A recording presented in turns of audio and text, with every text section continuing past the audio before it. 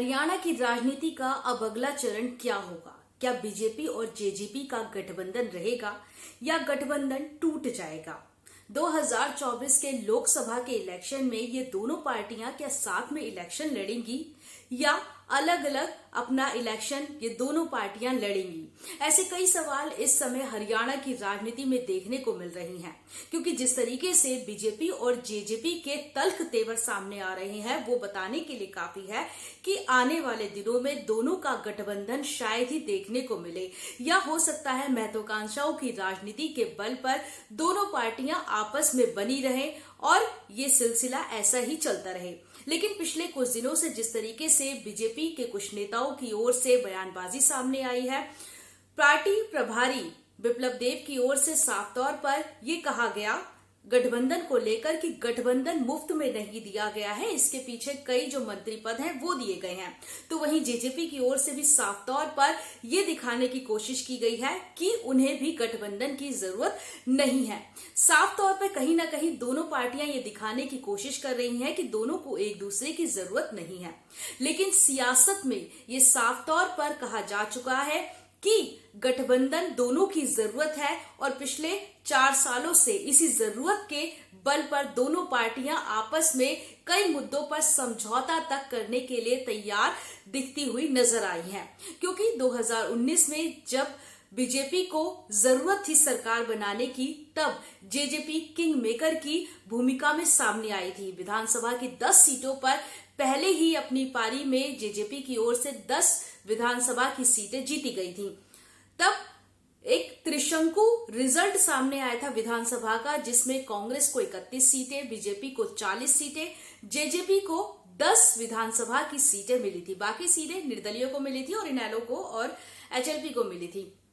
ऐसे में पार्टी बनाने की कवायद को लेकर एक और कांग्रेस की ओर से जेजेपी को अपने साथ लाने की कोशिश की जा रही थी अंदर खाने, तो वहीं बीजेपी की ओर से पूरी कोशिश की जा रही थी।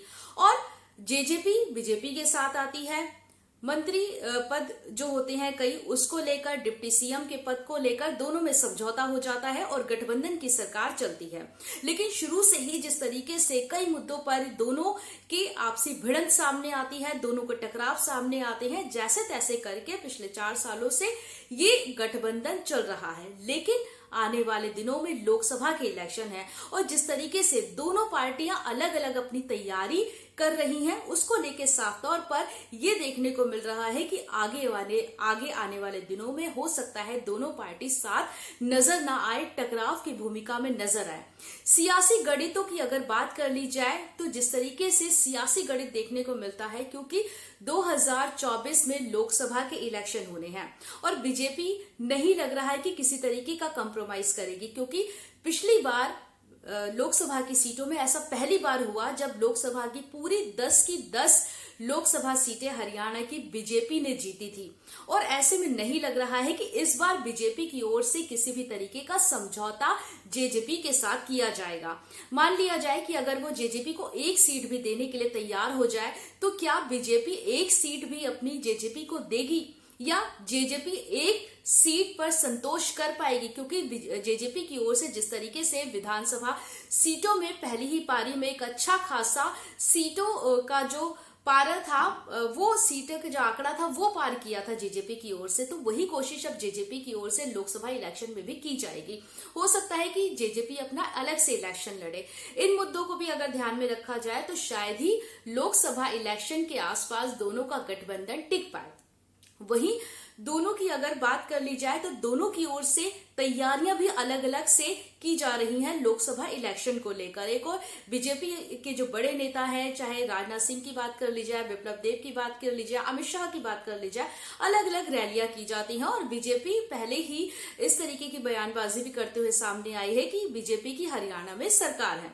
दूसरी ओर जाट वोट बैंक की अगर बात कर ली जाए तो जाट वोट बैंक को लेकर जिस तरीके से पिछले इलेक्शन में ही देखने को मिला है कि हरियाणा में जो बीजेपी के कई बड़े नेता थे, कैप्टन अभिमन्यु की बात कर ली जाए, सुभाष बराला जो प्रदेश अध्यक्ष रहे थे, कृषि मंत्री ओम प्रकाश धनखड़ की बात कर ली जाए तो ये कद्दावर जाट नेता माने जाते थे। लेकिन जाट राजनीति कहीं ना कहीं जाट राजनीति को साधने में बीजेपी पूरी तरीके से फिट नहीं बैठ पाई। नतीजा ये हुआ 2019 के इलेक्शन में बीजेपी के जो कद्दावर नेता थे अपनी सीटों से ये चुनाव हार गए। और जो जाट वोट बैंक था कहीं ना कहीं दुष्यंत चौटाला के साथ नजर आया, क्योंकि दुष्यंत चौटाला को चौधरी देवीलाल की विरासत में सियासत मिली हुई है। इनेलो के साथ पहले वो थे और जब इनेलो के साथ उनकी नहीं बनी अपने चाचा के साथ तो उन्होंने अपनी अलग से पार्टी बना ली। युवाओं की पार्टी जेजेपी को कहा जाता है क्योंकि कई जो युवा हैं वो जेजेपी में शामिल हुए। कई जिनके साथ इनेलो की खटास चल रही थी वो भी उनका साथ भी मिला। कई एक्सपीरियंस नेता भी इनेलो में जेजेपी में है, तो उसका कहीं ना कहीं फायदा जेजेपी को मिला। दुष्यंत चौटाला जो है वो जाट राजनीति के कहीं ना कहीं विरासत में उनको मिली है, वो उत्तराधिकारी माने जाते हैं। इसका फायदा दुष्यंत चौटाला को मिला, क्योंकि अगर जींद की बात कर ली जाए तो ये हिसार का एरिया, जींद का एरिया, भिवानी का एरिया, ये पूरा कहीं ना कहीं दुष्यंत चौटाला जो परिवार है उसका गढ़ माना जाता रहा है। और हिसार से दुष्यंत चौटाला सांसद भी रह चुके हैं, तो कहीं ना कहीं इसका फायदा जो है दुष्यंत चौटाला को मिला। और जाट राजनीति हरियाणा में काफी अहम मानी जाती है। बांगर बेल्ट की बात कर ली जाए, देशवाल बेल्ट की बात कर ली जाए तो बांगर बेल्ट चौटाला परिवार के साथ मानी जाती है, जबकि देशवाल बेल्ट जो है वो हुड्डा परिवार के साथ मानी जाती है। पूर्व सीएम भूपेंद्र सिंह हुड्डा के साथ देशवाल बेल्ट आती है, तो कहीं ना कहीं उसको भी फायदा हुड्डा सरकार को पूर्व में मिलता आया है। अब जाट वोट बैंक ज्यादा से ज्यादा दुष्यंत चौटाला के पास है, तो दुष्यंत चौटाला की भी यही कोशिश रहेगी कि वो इंडिपेंडेंट होकर इलेक्शन लड़े और बीजेपी जो तल्ख तेवर दिखा रही है उसका कहीं ना कहीं जवाब देने की कोशिश दुष्यंत चौटाला की ओर से किया जाएगा। यानी कि कम कोई भी नहीं है, बीजेपी की ओर से कोशिश की जा रही है कि वो अकेले इलेक्शन लड़े। दुष्यंत चौटाला के जो समीकरण बैठ रहे हैं उनको साधते हुए वो भी कोशिश करेंगे कि वो अलग से इलेक्शन लड़े।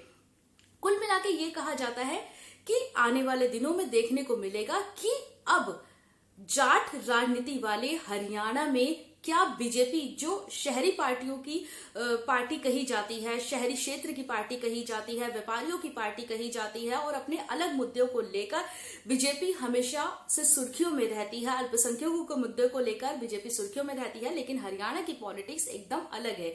यहाँ पर देहाती वाली पॉलिटिक्स है, जाट वाली पॉलिटिक्स है और स्थानीय मुद्दे किस तरीके से भुनाने हैं ये वो नेता ज्यादा अच्छे से समझ पाते हैं जो जिनकी विरासत सदियों से सियासी विरासत हरियाणा में चली आ रही है। तो इन सभी समीकरणों को लेकर क्या जेजेपी और बीजेपी अपने आने वाली राजनीति की महत्वाकांक्षा को पूरी कर पाएगी या वर्चस्व की लड़ाई के वजह से ये दोनों पार्टियां कहीं अपनी सत्ता से ही हाथ ना धो पाए।